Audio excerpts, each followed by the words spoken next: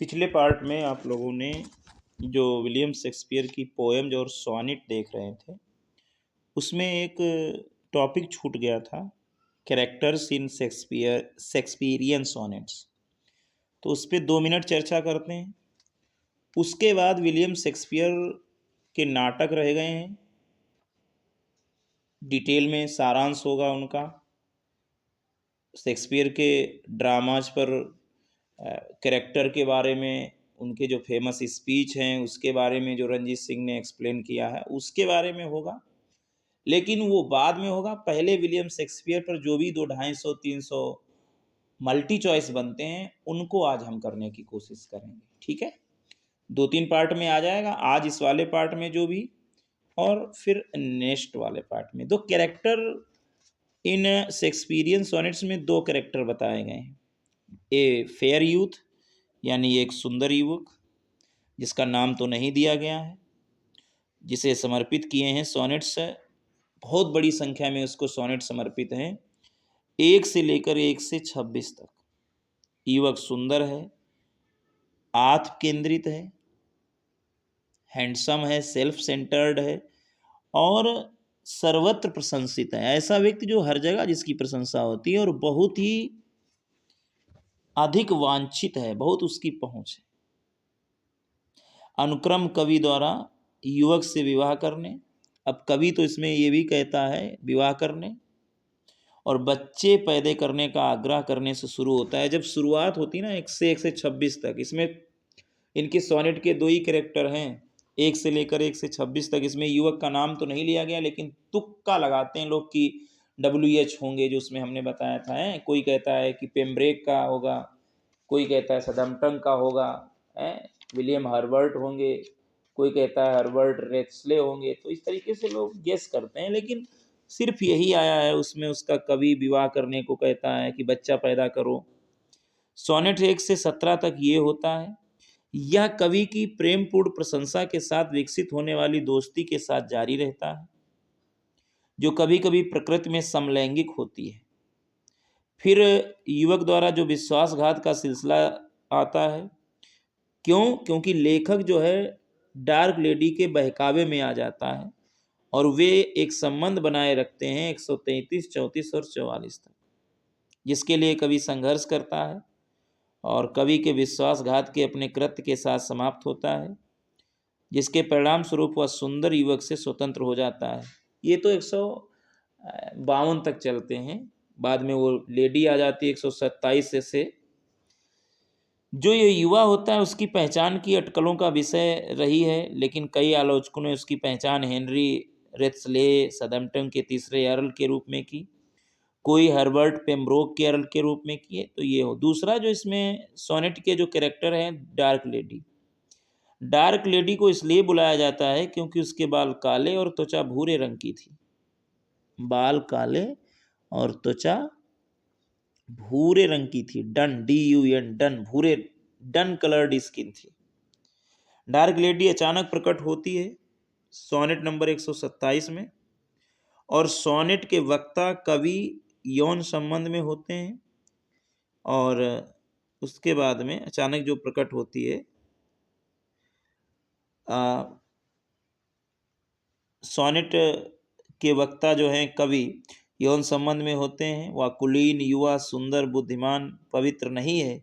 उसका रंग मैला है, उसकी सांसों से बदबू आती है और जब वह चलती है तो वह भद्दी लगती है, ऐसा उसका वर्णन है। यौन संबंध में कुलीन, युवा, सुंदर, बुद्धिमान, पवित्र नहीं है।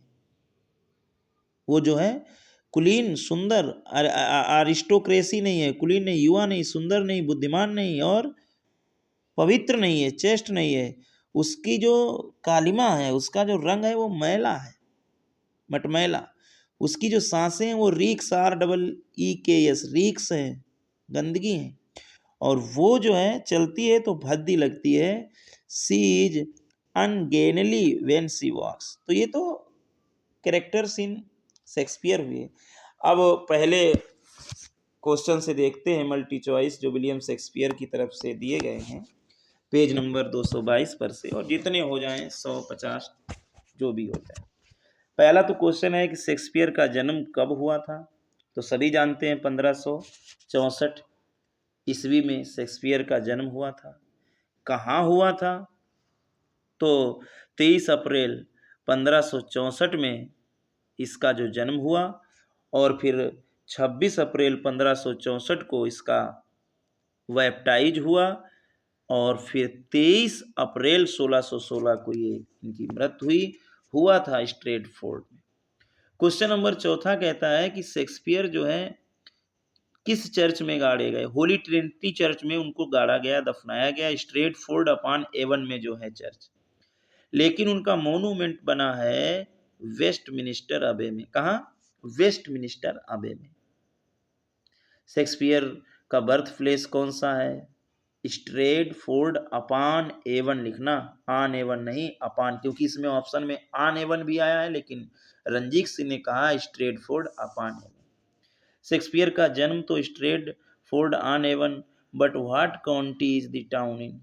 जन्म तो स्ट्रेटफोर्ड अपॉन एवन में हुआ था, अपॉन अवन में हुआ था, लेकिन कौन सी ये विरासत थी, कौन सी काउंटी थी? तो वारविकशायर काउंटी थी। जॉन शेक्सपियर और मैरी एर्डन के बेटे थे। जॉन शेक्सपियर का बिजनेस बताया गया है, ये ग्लोवर थे, यानी एक लेदर का काम करने वाले थे। व्हिटवेयर बोलते हैं, WHATTAWER, व्हिटवेयर। शेक्सपियर संभवतः किंग्स न्यू स्कूल स्ट्रेटफोर्ड यानी ग्रामर स्कूल में एजुकेट किए गए, संभावना ऐसी जताई जाती है। शेक्सपियर की जो पत्नी एन हाथवे थी वो 8 साल बड़ी थी, और वो कहाँ से बिलोंग करती थी?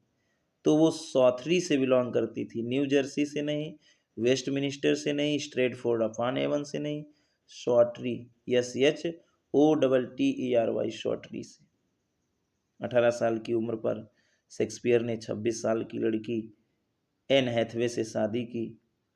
और सबसे बड़ी बात है कि diocese of Worcester issued a marriage licence act, और जो मैरिज लाइसेंस के इशू में ये डेट कौन सी? कॉन्स्टोरी कोर्ट ऑफ, जो उसमें कोर्ट होता था, उसमें मैरिज की डेट क्या दी गई है?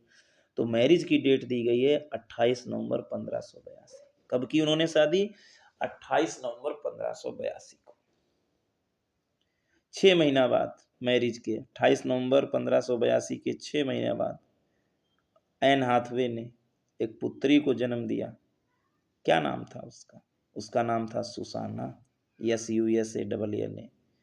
सुसाना का बैप्टाइज डेट 26 मई 1523 बताया जाता है, 26 मई 1523 बताया जाता है, और शादी हुई थी 27 नवंबर 1582। ध्यान रखना, 27 नवंबर 1582 हुई थी, 28 नहीं 27।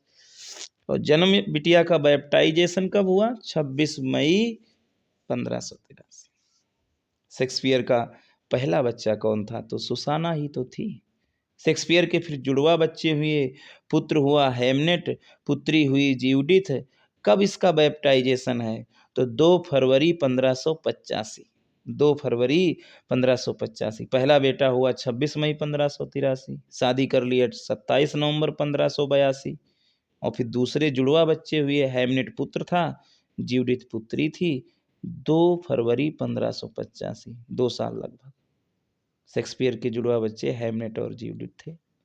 ऐसा विश्वास किया जाता है कि शेक्सपियर अपराधी पाया गया था चोरों हिरणों को पोचिंग करने में। तो वो बाघ किसका था? तो बाघ था थॉमस लूसी का। किसका? थॉमस लूसी का। शेक्सपियर पकड़े गए हिरन चुराते हुए चार्ली कोट पार्क में, CHARLECOTT, चार्ली कोट पार्क में पकड़े गए। वो किसका बाघ था? तो थॉमस लूसी। बता तो रहे। 19वां क्वेश्चन कहता है कि शेक्सपियर ने स्ट्रेटफोर्ड क्यों छोड़ा?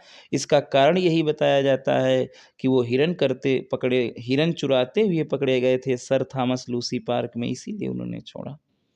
कौन सा आथर ये वर्णन करता है कि शेक्सपियर ने इसीलिए स्ट्रेटफोर्ड एवन छोड़ा था क्योंकि वो हिरन चुराते हुए पकड़े गए थे?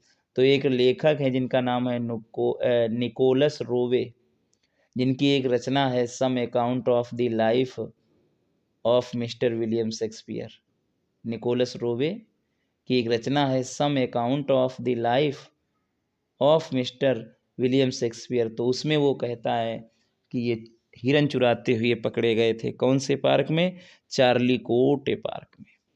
21वां क्वेश्चन कहता है कौन सा लेखक ये रिपोर्ट करता है, ये सूचित करता है कि शेक्सपियर जो है कंट्री स्कूल मास्टर थे।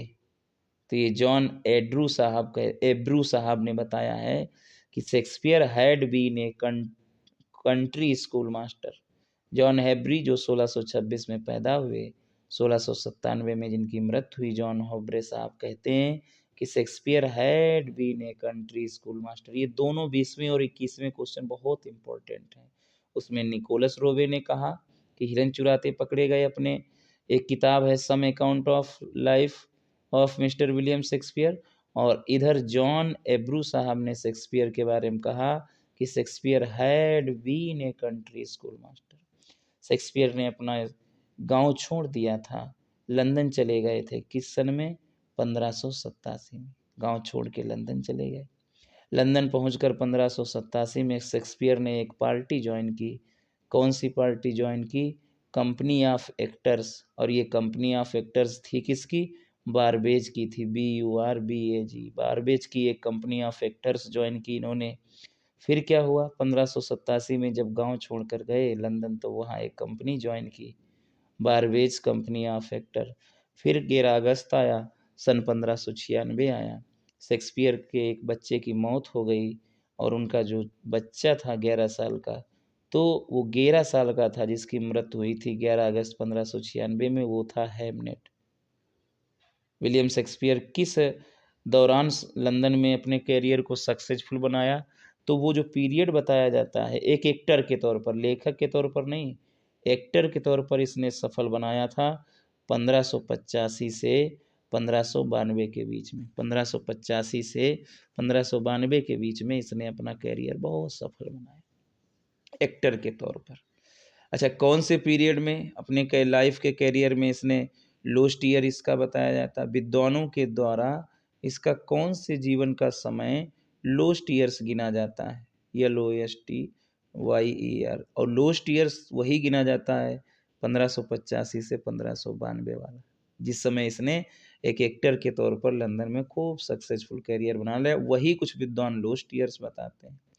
कौन सा नाटक शेक्सपियर के नाम को पहली बार आथर के रूप में नाम दिया? तो उन्होंने लव्स लेबर लोस्ट जब लिखा, तब उन्होंने अपना नाम पहली बार दिया आथर के, as the author first name. Which flavour, कौन सा नाटक सबसे लव्स लेबर लोस्ट लिखा, तब उन्होंने अपना नाम विलियम शेक्सपियर दिया।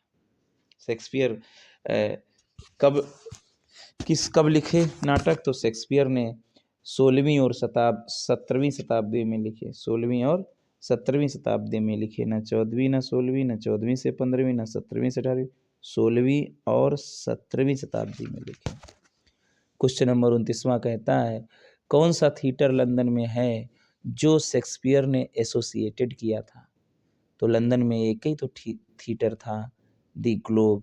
न वर्ड, न सर्कल, न ब्रिटेन, ग्लोब थिएटर को इसने लंदन में एसोसिएटेड किया था।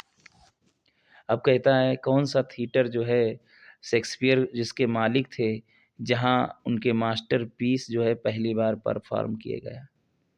विच one of the following theatre companies was owned by Shakespeare where his masterpieces were first perform?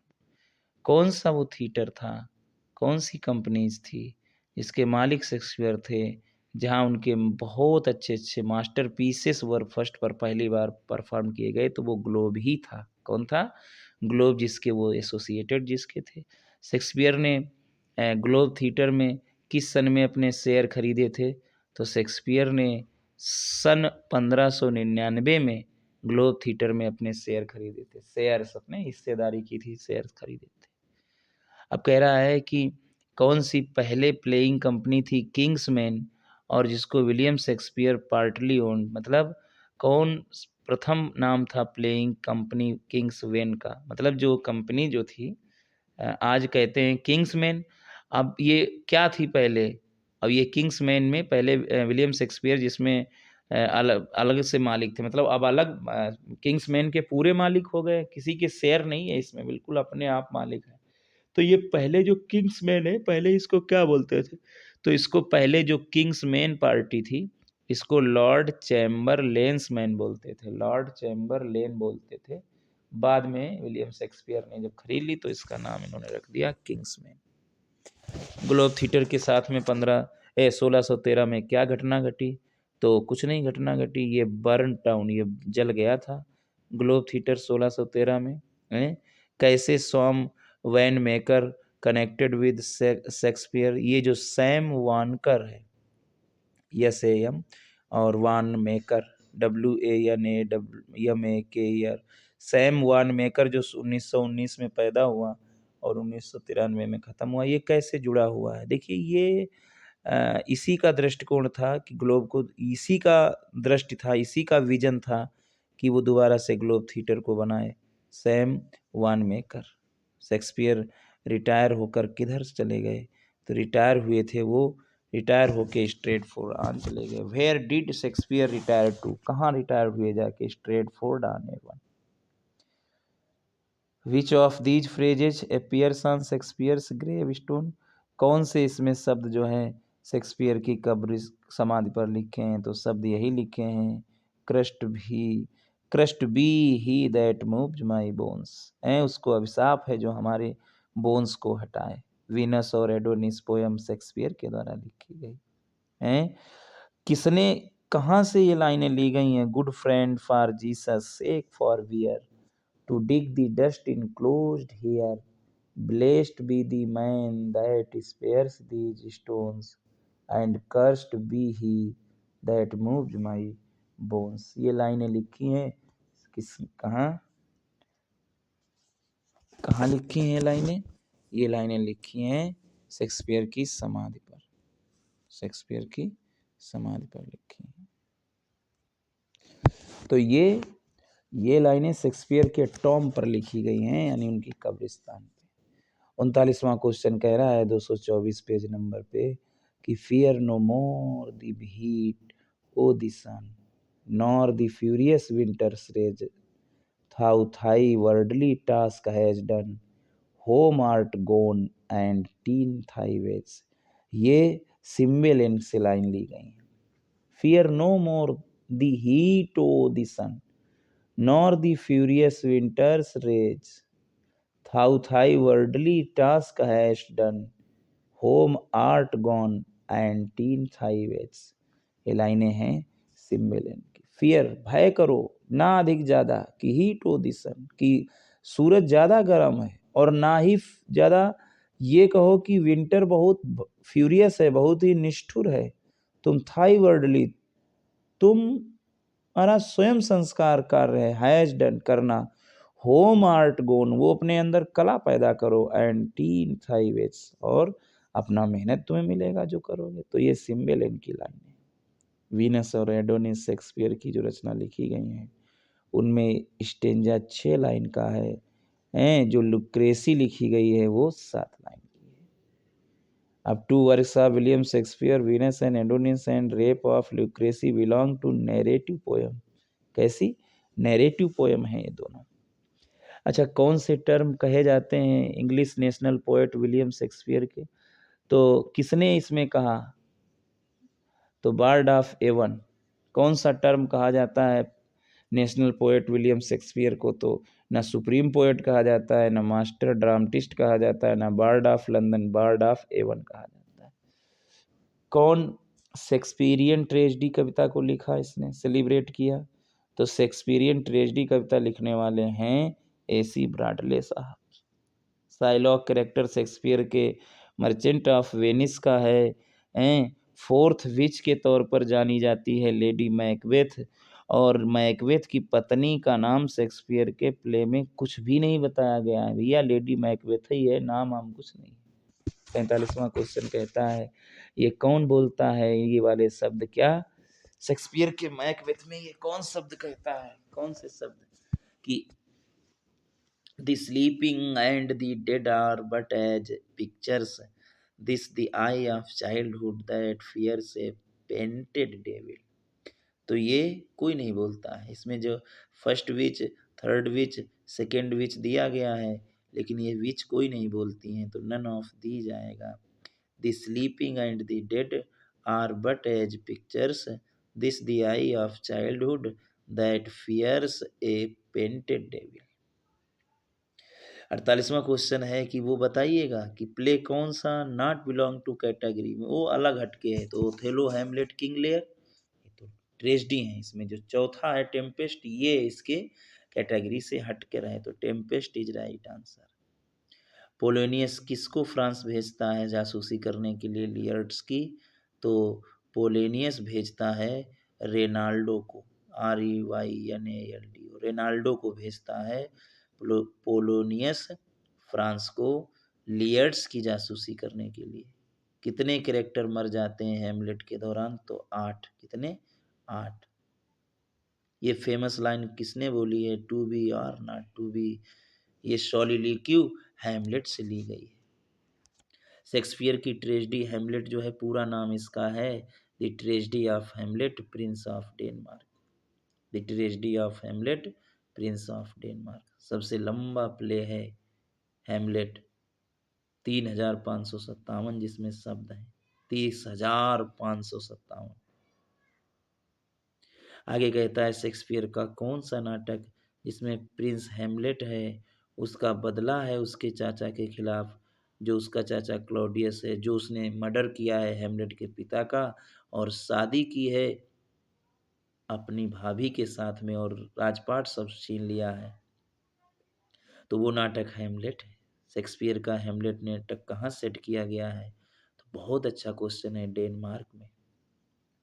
कौन सा नाटक शेक्सपियर का ये कहा जाता है as the world most filmed story after, मतलब कौन ऐसा नाटक है जिसकी बहुत पूरे संसार में बहुत फिल्में उस पे बनी, फिल्म्ड स्टोरी, मतलब बहुत ज़्यादा फिल्म्ड स्टोरी है, तो वो है हैमलेट। आगे कहता है एक सोर्स, शेक्सपियर ने हैमलेट के लिए सबसे अच्छा सोर्स कौन सा था?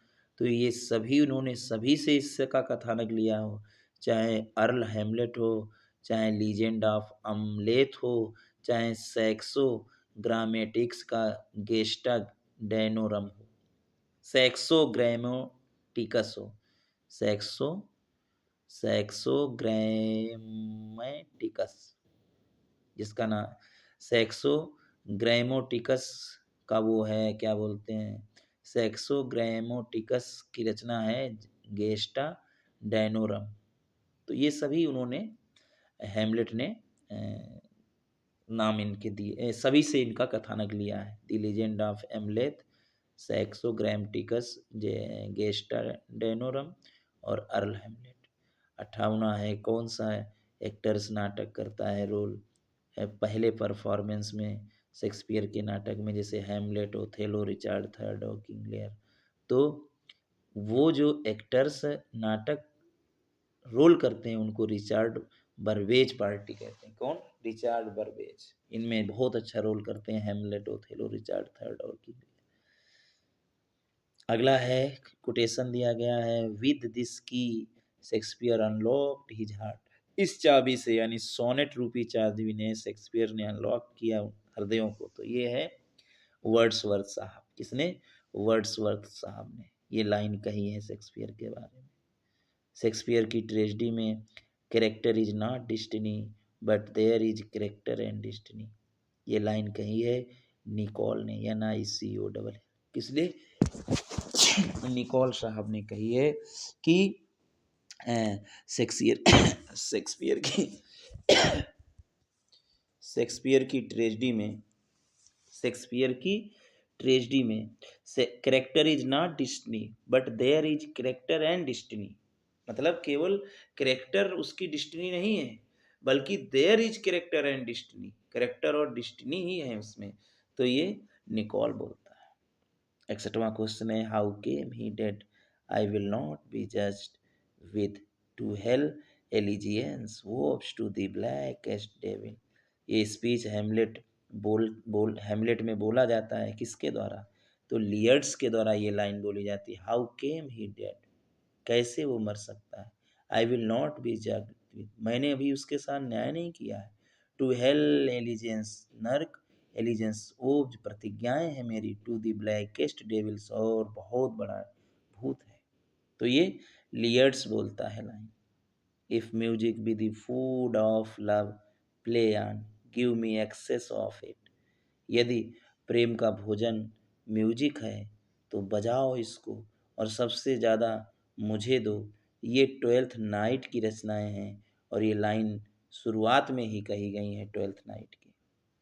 आगे लिखा है, the time is out of joint, O cursed spite, that ever I was born to set in right. ये स्पीच जो है बोला गया है हैमलेट के द्वारा। The time is out of joint, अब जुड़ने का टाइम बाहर हो चुका है। ओ कर्स्ड स्प्राइट, अरे पापी आत्मा, दैट माने जो, कभी I born to set it right, कभी मेरा जन्म हुआ हो सही तरीके से है, अब जुड़ने का समय निकल चुका है।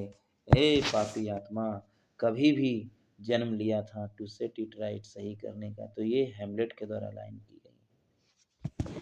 64वां क्वेश्चन है, the lunatic, the lover and the poet, array of imagination all compact, these words Shakespeare के कहाँ से लिए गए हैं?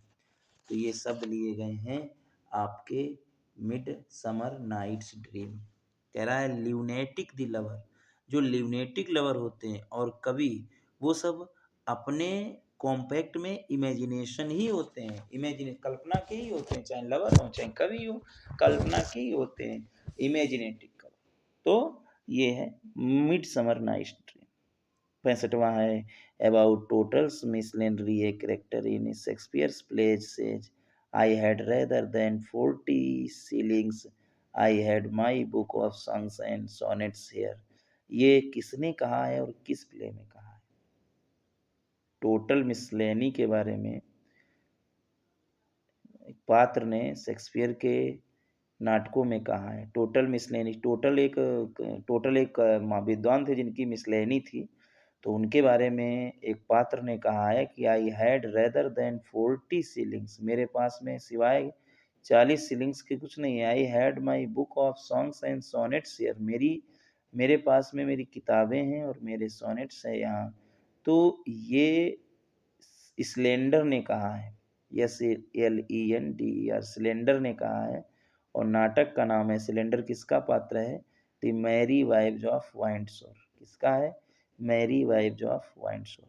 जैसे Rosalind as you like it की है, डॉन पेड्रो जो है मच एडू अबाउट नथिंग का है, कैली CALI कैलिबन टेम्पेस्ट का है, वैसे ही स्लेंडर जो है दी मेरी वाइफ ऑफ वाइंडसोर का है। इसी ने टोटल मिसलेनी के बारे में कहा है, आई had rather than 40 shillings, I had my book of songs and sonnets here.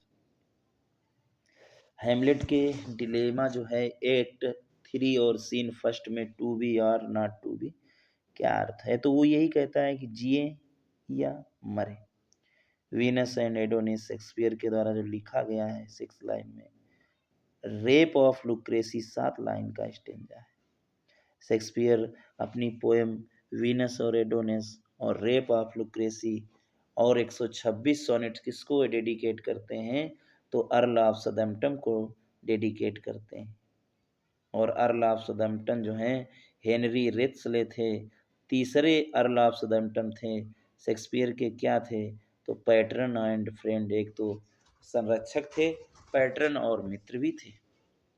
Shakespeare ने हेनरिएट किसके साथ में लिखा है, कोलाबोरेटेड किया है? तो जॉन फ्लेचर के साथ, जॉन फ्लेचर के साथ में।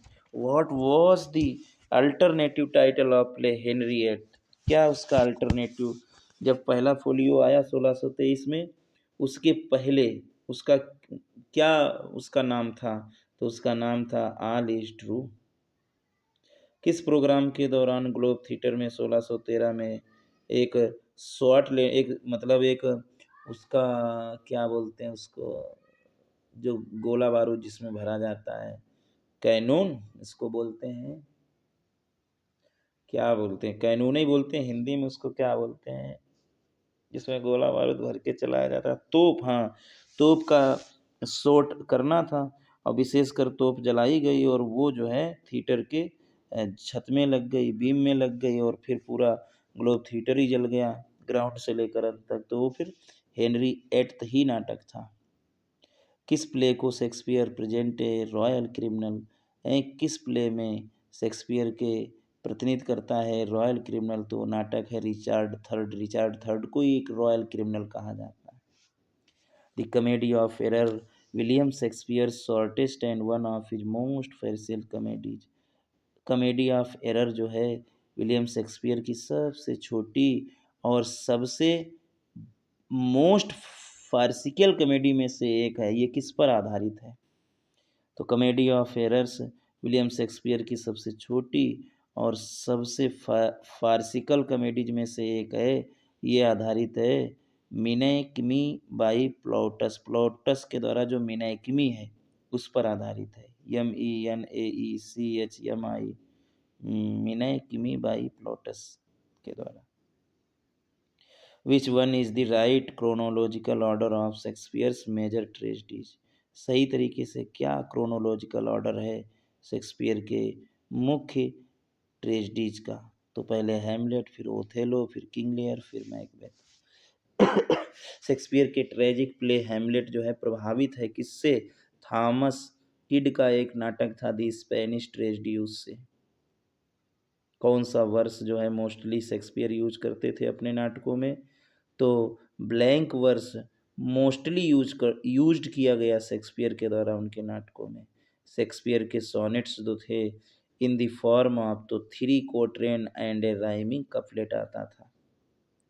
शुरुआती नाटकों में शेक्सपियर के लिखे गए किसके किसके मध्य में? तो early plays of Shakespeare were written between 1589 से 1595 के बीच में। 1589 से 1595 के बीच में Shakespeare produced most of his known works between.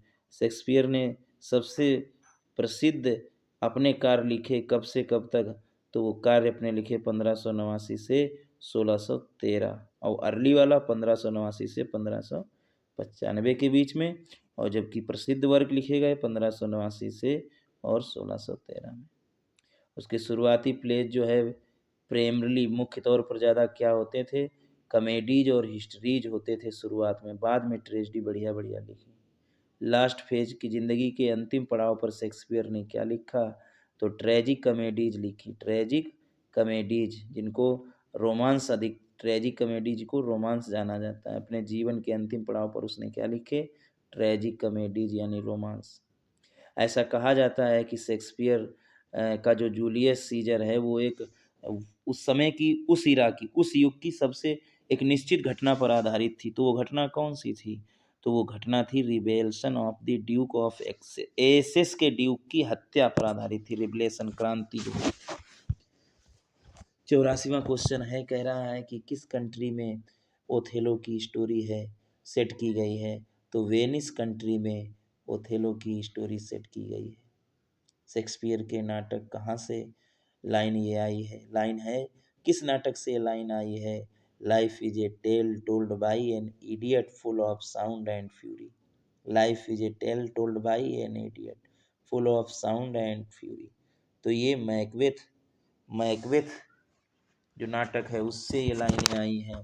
Life is a tale told by an idiot full of sound and fury. तो ये Macbeth tragedy, Macbeth is regarded as the tragedy of, इसको tragedy, कैसी tragedy माना जाता है? Overlapping ambition. क्या माना जाता है? ओवरलैपिंग एम्बिशन माना जाता है इसको। कौन सा नाटक शेक्सपियर का T.S. इलियट कहते हैं आर्टिस्टिक फेलर बोलते हैं? मैकबेथ, हैमलेट को आर्टिस्टिक फेलर बोलते हैं और मैकबेथ को आर्टिस्टिक सक्सेस बोलते हैं। हैमलेट जो सबसे बड़ा वही का फेलर, और जो मैकबेथ सबसे छोटी लगभग ट्रेजेडी में, उसको बोलते हैं आर्टिस्टिक सक्सेस। कितने सोनेट लिखे विलियम शेक्सपियर ने? 154। अब कह रहा है कि which of the following writers is noted for what Keats call negative capability? कौन सा ऐसा राइटर है जिसने किट्स को ने पुकारा निगेटिव कैपेबिलिटी? कौन सा ऐसा राइटर? तो वो है शेक्सपियर। किट्स ने जिसको निगेटिव कैपेबिलिटी पुकारा वो शेक्सपियर। शेक्सपियर ग्लोब थिएटर के मालिक बने, बट ये जल गया था किस परफॉर्मेंस के दौरान? तो हेनरिएट के दौरान जल गया था। Which is the other play than Tempest? Tempest के सिवा कौन सा दूसरा नाटक है शेक्सपियर के द्वारा जो क्लासिकल यूनिटीज को ऑब्जर्व करता है? तो कॉमेडी ऑफ एरर है, बाकी ना ट्वेल्थ नाइट है, ना लव्स लेबर लोस्ट है, ना बैकबेथ है। कॉमेडी ऑफ एरर ही है टेम्पेस्ट के अलावा जो ऑब्जर्व्स द क्लासिकल यूनिटीज, जो पौराणिक यूनिटीज पर लिखा गया है। Comedy of error. शेक्सपियर के टेम्पेस्ट की कौन हीरोइन है? तो मिरांडा हीरोइन है। किसने लिखा है no man will ever write a better tragedy than Lear? कोई आदमी नहीं लिख पाएगा कभी लियर से अच्छी ट्रेजेडी, ये कहने वाले हैं George Bernard Shaw. William Shakespeare का जो मेजर फॉर मेजर है वो क्या है? तो विलियम शेक्सपियर का मेजर फॉर मेजर जो है वो कॉमेडी है, ना ट्रेजेडी है, ना हिस्ट्री प्ले है, ना ट्रेजिक कॉमेडी है, वो केवल कॉमेडी ही है। अगली लाइन लिखी है who ever loved that loved not a first time. Shakespeare ने ये एज यू लाइक इट में यूज किया है, लेकिन इज इन इमॉर्टल, ये अमरत्व वाली लाइनें जो है इनका वास्तव में लेखक कौन है? Who ever loved that loved not at first sight, वो प्रेम प्रेम ही नहीं है जो पहली नजर में ना हो जाए। तो ये लिखा है मार्लोवे ने फेबे में। एक लाइनें कौन लिखता है? मार्लोवे फेबे में लिखता है, मार्लोवे फेबे को लिखता है। ये किस पर लिखी है, मतलब किसके बारे में है यू लाइक इट में? तो मार्लेवे को हो जाता है पहली नजर में फेबे से प्यार, तभी वो कहता है कि वो प्यार प्यार ही नहीं था जो लव्ड ना एट फर्स्ट नाइट। 97वां क्वेश्चन है कि कौन जो है बेस्ट उदाहरण है जॉन फाल्स्टेप? शेक्सपियर के हेनरी फोर्थ में सबसे बेस्ट उदाहरण कौन सा है? जॉन फाल्स्टेप। तो जॉन फाल्स्टेप जो शेक्सपियर के हेनरी फोर्थ में है वो सबसे अच्छा एक्सप्लेनेशन है कैरिकेचर का, ना कॉम्प्लेक्स का, ना सिंपल का, ना नॉइसेस का, ये है कैरिकेचर का। शेक्सपियर के किस नाटक में वेल्टीमैंड और कॉर्नेलियस दिखाई देते हैं? CORNELIUS, कॉर्नेलियस, और वॉल्टीमैंड VOLTEMAND, वॉल्टीमैंड दिखाई। तो वो नाटक है हैमलेट। कौन नाटक है? Hamlet. Shakespeare formula of romantic comedy कहाँ से इसने बारो की है? तो फार्मूला ऑफ रोमांटिक कॉमेडी इसने रॉबर्ट ग्रीन से बारो की है, उधार ली है। मतलब ये वाली जो स्टाइल है ना romantic comedy, formula of romantic comedy का फार्मूला जो है उसने रॉबर्ट ग्रीन से उधार लिया है। शेक्सपियर का कौन सा नाटक जो है dramatization of Robert's Greene Pandosto है? थॉमस ग्रीन का जो एक नाटक था रॉबर्ट ग्रीन का पॉन्डोस्टो, तो पॉन्डोस्टो के ड्रामाटाइजेशन का नाटक है वो कौन सा विलियम शेक्सपियर का है? तो देखिए वो है विंटर्स टेल। विंटर्स टेल जो है वो रॉबर्ट ग्रीन के पॉन्डोस्टो से ड्रामाटाइजेशन उसका किया गया है। तो ये सवा क्वेश्चन है रॉबर्ट ग्रीन का पॉन्डोस्टो विंटर्स टेल। आगे देख लेते हैं, इसमें 125 तक तो कर ही लेते हैं, ज़्यादा नहीं। तो 101 कह रहा है कि 1590 और 1593 के मध्य में थिएटर वो जो है बार बार बंद किए गए लंदन में। क्यों? तो बूबोनिक प्लेग के कारण, प्लेग फैलने के कारण, ब्यूबोनिक प्लेग के कारण, प्लेग फैलने के कारण है ना। 1590 और 1593 में बार बार थिएटर बंद किए जाते थे लंदन में ब्यूबोनिक प्लेग फैलने के कारण। ना शेक्सपियर के किस नाटक में सबसे लंबा शब्द है, और शब्द कौन सा है?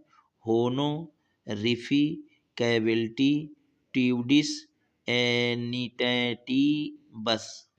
होनो रिफे कैविल्टी ट्यूडी नीटेटी बस। HONORIFI CAVLTTUDINITATIBUS। होनो रिफी कैविल्टी ट्यूडिनी टैटी बस, ये आया है शब्द लव्स लेबर लोस्ट से आया है। सबसे लंबा शब्द प्रयोग किया गया है शेक्सपियर के नाटक में। द वार ऑफ रोजेज, इसमें फिगर ऑफ स्पीच, ये figures in the works of, ये वार ऑफ रोजेज जो 1455 से 1487 के बीच में हुआ था, वार ऑफ रोजेज, ये किसके कार्यों में दिखाई देता है? तो शेक्सपियर के कार्यों में दिखाई देता है। उसका स्वयं का अपना कार्य है जिसको वो कहता है the first heir of invention. तो वीनस और एडोनिस को वो कहता है कि पहला आविष्कार का पहला उत्तराधिकार है किसका? Venus and Adonis. उसका स्वयं का अपना कार्य है। कौन ये लाइन कहता है? Tigers heart wrapped in A players hide. Shakespeare के बारे में कहता है टाइगर्स हार्ट छिपाया गया है, प्लेयर्स हाइड प्लेयरों में छिप गया है।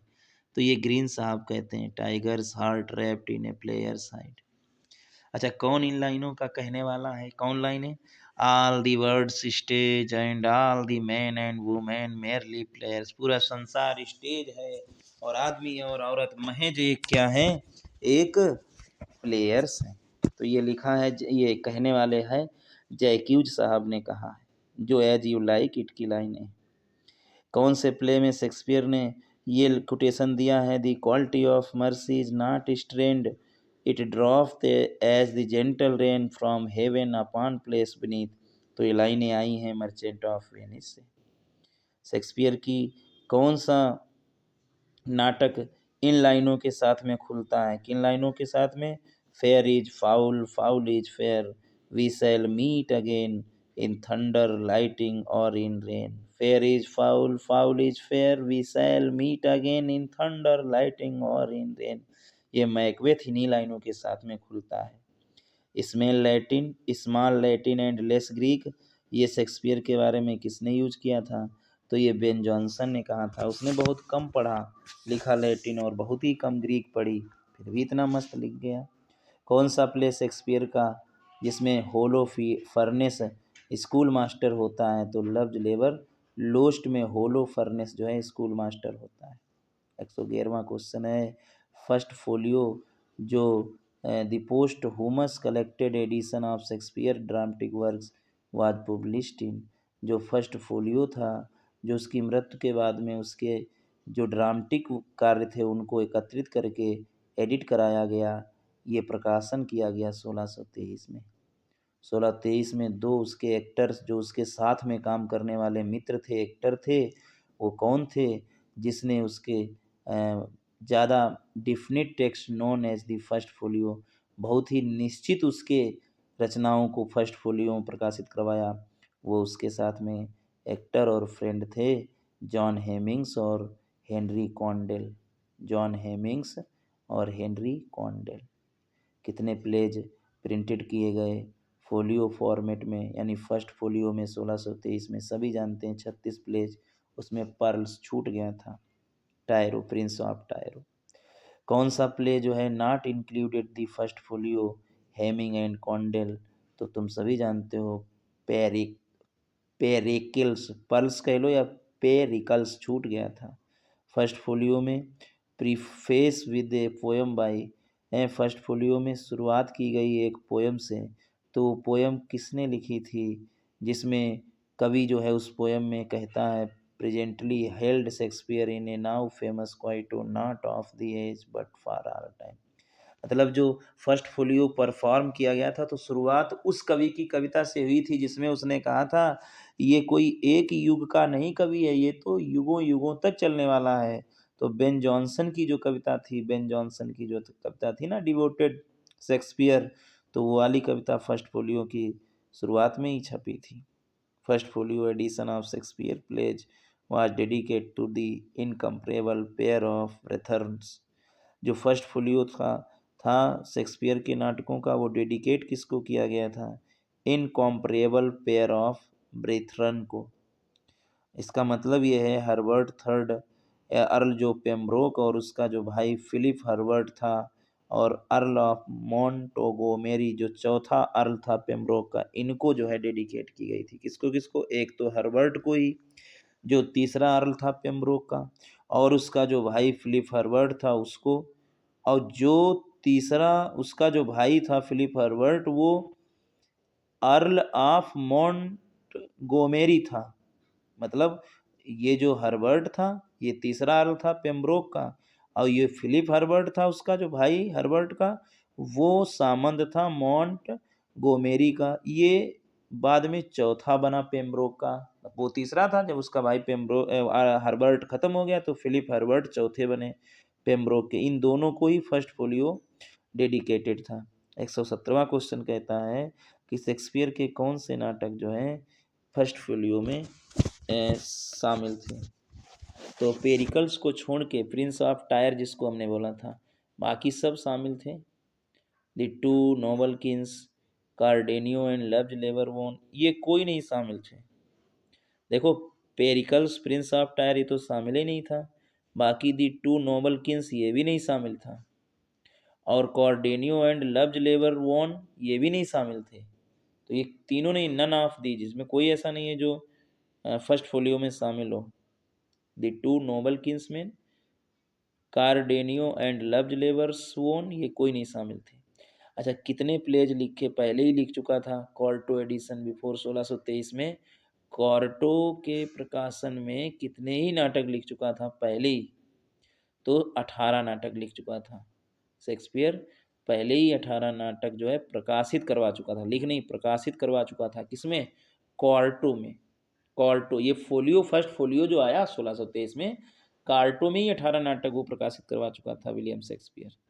कौन ये आलोचना करता है शेक्सपियर की? शेक्सपियर की पम्फलेट कार्ड, पम्फलेट में अपने कहते हुए कौन ये आलोचना करता है?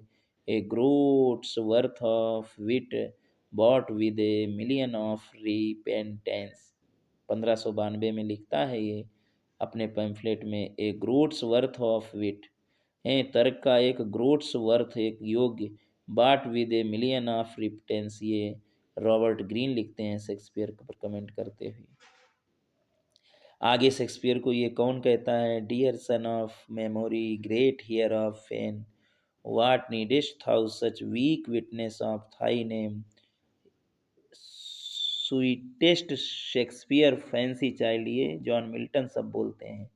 Dear son of memory, great heir of fame, what needest thou such weak witness of thy name, sweetest Shakespeare fancy child, ये जॉन मिल्टन की रचना है। Shakespeare was not of an age but for all time, ये Ben Jonson ने कहा है Shakespeare को। Frailty thy name is woman, frailty thy name is woman, ये हैमलेट कहता है।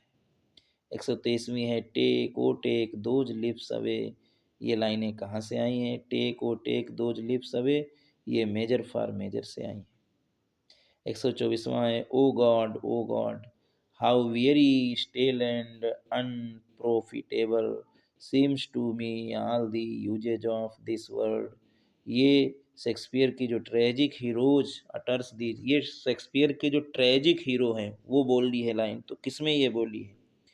ओ गॉड हाउ वेरी, कितनी थका हुआ, कितने बसा हुआ, अनप्रॉफिटेबल सीम्स दिखाई देता है मुझे, all the uses of this world, इस संसार में सब चिंता थका हुआ दिखाई देता है। ये ट्रेजिक हीरोज बोलने वाला लाइन है हैमलेट, हैमलेट ने ये बोली है। अब 125वां और इस वीडियो का शायद अंतिम क्वेश्चन है ये, ध्यान से देखिएगा। इस वीडियो का अंतिम क्वेश्चन 125वां कह रहा है कि कौन ये गीत गाता है? Under the green wood tree and blow blow thou winter's wind, as you like it में ये कौन गीत गाता है?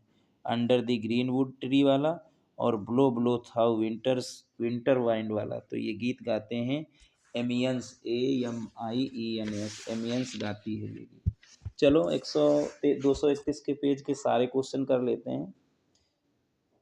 231 के सारे पेज कर लेते हैं, 31 नहीं है, पेज नंबर शायद है 229 के सारे कर लेते हैं, 133 तक है, सारे कर लेते हैं। कह रहा है कि ये लाइनें कहाँ से ली गई हैं और कौन कहता है? कौन सी लाइनें? We are such stuff as dreams are made on and our little life is rounded with a sleep. हम लोग ऐसे स्टफ के बने हैं, सपनों की तरह हैं, सपनों की तरह बनाए गए हैं, हमारा जीवन एक नींद के आसपास घूम रहा है। ये टेम्पेस्ट में कही गई हैं लाइनें। किस में कही गई हैं? टेम्पेस्ट में कही गई हैं, और टेम्पेस्ट में कहने वाले प्रोस्पेरो। ठीक है। 127वां है कौन सा नाटक जो है प्रोज में नहीं है। Which drama of Shakespeare has no prose, prose में नहीं है। सो कॉल्ड लिरिकल ट्रेजेडी, इसीलिए वो कौन सा ड्रामा प्रोज में नहीं लिखा गया है, इसीलिए उसको लिरिकल ट्रेजेडी बोला जाता है। तो वो है जो प्रोज में नहीं लिखा गया गद्य में, वो है रिचार्ड सेकेंड। क्या है? Richard second. आगे वाली लाइनें कौन है? रिचार्ड सेकेंड प्रोज में नहीं लिखा गया, इसीलिए इसको लिरिकल ट्रेजेडी बोलते हैं। तो अगर आ जाए लिरिकल ट्रेजेडी शेक्सपियर की कौन है, तब भी रिचार्ड सेकेंड ही होगा। आगे कह रहा है कौन सा ड्रामा जो है which speaks the following lines, किसने ये लाइनें बोली हैं? I am a man more sinned against than sinning, मैं एक आदमी हूँ जो अधिक पापी हूँ पाप से ज़्यादा। तो किंग लियर ने, किंग लियर नाटक में किंग लियर ही कहता है I am a man more sinned against than sinning. कौन ये लाइनें बोलता है किंग लियर में? The younger rises when the old doth fall, युवा उठते हैं जब बुजुर्ग लोग गिरते हैं, ये एडमंड बोलता है। The younger rises when the old doth fall. 130वीं लाइन है the rest is silence these are the last words, ये अंतिम शब्द हैं उस नाटक के। तो कौन सा शेक्सपियर का नाटक है इसके अंतिम शब्द हैं द रेस्ट इज साइलेंस, विश्राम शांति से होता है। तो हैमलेट नाटक के अंतिम शब्द हैं रेस्ट इज साइलेंस। शेक्सपियर की कॉमेडीज पर ये कौन कमेंट करता है? Shakespeare has no heroes, he has only heroines, तो वो है John Ruskin. Shakespeare has no hero, he has only Ruskin heroines, वो जॉन रस्किन साहब कहते हैं शेक्सपियर की कॉमेडीज के बारे में। शेक्सपियर के किस प्ले में हम लोग ये लाइन पाते हैं? There needs no ghost my lord come from the grave to tell in this, there needs no ghost, कोई आवश्यकता नहीं है मेरे लॉर्ड, कोई घोस्ट की आवश्यकता नहीं है कब्र से निकलने की, टू टेल इन दिस, कहने के लिए ये सब। तो ये हैमलेट ही कहता है there needs no ghost my lord come from the grave to tell in this. ये लाइनें हैमलेट से आई हैं। 133वां और इस वीडियो का अंतिम क्वेश्चन कि कौन सा पात्र शेक्सपियर के हैमलेट में ये लाइनें कहता है, या जिसके लिए ये लाइनें अप्लाई की गई हैं। To which character in Shakespeare's Hamlet does the following description apply, कौन सी लाइनें? The tedious wiseacre who meddles his way to his doom, the tedious tedious tedious wiseacre who meddles his way to his doom, ये Polonius के लिए लाइनें कही गई है, पोलेनियस पर लागू होती हैं। The tedious wiseacre who meddles his way to his doom. तो इस तरीके से 229 पेज के, 228 पेज के, 226 और 27 पेज के, और 224 और 25 पेज के, और 222 से शुरू हुए थे और 229 पेज तक के क्वेश्चन आंसर हो गए। Thanks for watching and hearing my videos.